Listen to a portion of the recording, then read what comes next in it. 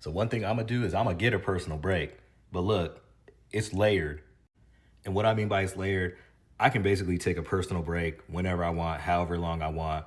But of course, I have responsibilities. My wife has responsibilities. So we communicate and we figure out what time and who can do what and take what break. For example, like I mentioned, my wife works 9 to 5. She's in the office a few days a week. A few days a week she's here, but for the most part, during the day time when she's working, I'm doing a lot of the caregiving, virtually most of it. And on those days that she's here, she might take a lunch break and take the kids for a few hours so I can chill and lay down.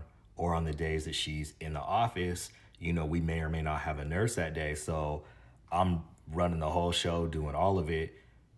I'll get through the shift. And as soon as she gets home from work, we'll both tag team the bedtime routine and she might finish it out. And I'll have the rest of the night to go do whatever it is I want to do.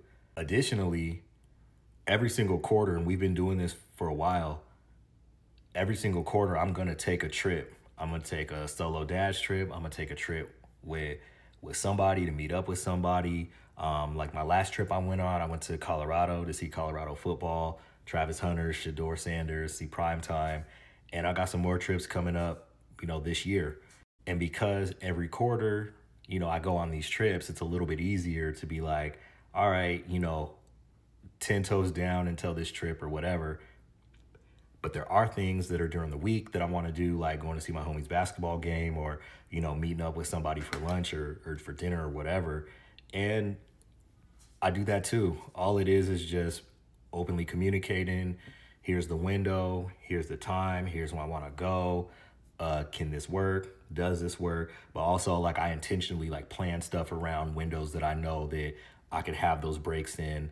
But yeah, outside of that, as stressful as it is being parents and caregivers, you got to have the break and you got to have that time, to yourself to do whatever it is you may need to do to recharge.